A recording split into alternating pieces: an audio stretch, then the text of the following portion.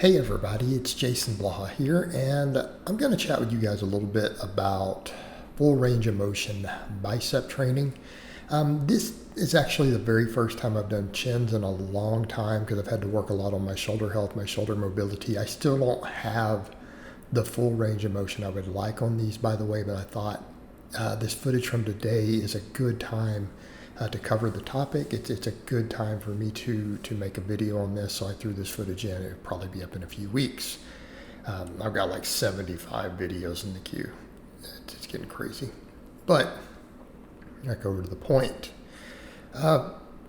It's how do I put this? It is no surprise that arm development has always been a struggle for me. I think everyone out there who knows who I am, who's followed my journey, they all agree. I don't have the best bicep genetics and arm genetics in the world. I just don't. I've had to fight for every fraction of an inch of arm, and they still are not my biggest muscle group by any stretch of the imagination. Things I've learned along the way as a coach, observing people for decades, observing my clients, looking at physiology. Here's the thing. A lot of times the people who have great bicep genetics are the one giving you bicep advice. And they'll just be like, oh yeah, hit these a few angles, really focus on squeezing all this stuff, right? That's not even what the research shows. Research shows the stretch positions, the lengthened positions build the most bicep. Right? That's what it shows. Those of us who do not have particularly good arm genetics, okay, here's what I find. We have to focus on that bottom. We have to focus upon that stretch, the longest range of motion that our biomechanics allow for. Okay, another big problem. Powerlifters oftentimes start losing certain amounts of mobility in our arms and shoulders if we're not careful. Again, something I've been working on lately, so I've been working on with other lifters and coaches. We've collabed on this stuff a little. We've been talking about these things of getting that mobility back.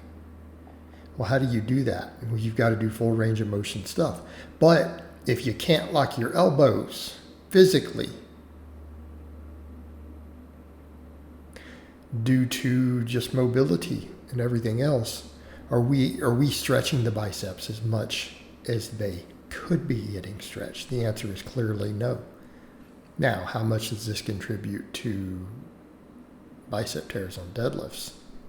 Yeah, I think it's a big factor. I think it's a real big factor, and I have torn a bicep before. So it's a factor, guys. How do we counter that? Training the longest range of motion that you can, particularly the lengthened position. Okay. Now, obviously, unless we're rotating the shoulder up, curls and chins and stuff only go so far. They stop when your forearm touches your bicep. For the contraction, that's a full range of motion. Now, can the case be made on curls for a second function of the bicep by raising everything? Yeah, I don't think it matters that much if we're doing some other multi-joint stuff. You can do your curls without doing that. You can do drag type curls like I'm doing there. But here's the thing. If you want your lagging biceps to grow because you don't have good bicep genetics, like some of these people who have the great ones, and again, they give out the advice. This is how I built my arms, and their advice isn't that good. They're just really blessed. And any hard training, not saying they aren't training hard, but if you're really blessed in a muscle group and you happen to train it hard, you probably don't have to think about anything else. That's it. You don't have to worry about the form. You don't have to worry about a lot of things. Just get a really good pump in that muscle, train it hard, and if you're blessed in that area with the insertions and muscle fibers in it, it's going to be big. It's going to be big. It's going to look good. All right. The rest of us, the other 90%, right? We're going to have to stretch the bicep. All right. That means things like the chins. Maybe you should do them from a dead stop. Yeah? Why? It's stretching the bicep under load. We come over to that stretch-mediated hypertrophy. We talk about those lengthened positions, which is in the lab where the magic really happens for muscle growth. Is it all of it? No, but it is the biggest chunk. Right? Even bottom third partials that stretch a muscle actually produce really good growth in the lab. Okay. So what then does that tell us? Well, we should probably train the full range of motion, but really put an emphasis on that stretch. That bottom position.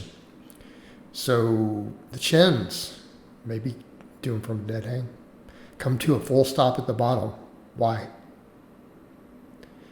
It loads that bicep in a stretch, and then it has to recontract with all your body weight or your weight plus plates from that stretched position. All right, that's money right there.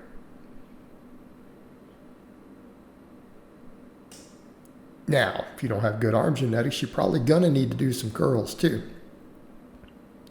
What might I recommend? Something that puts you into the bottom.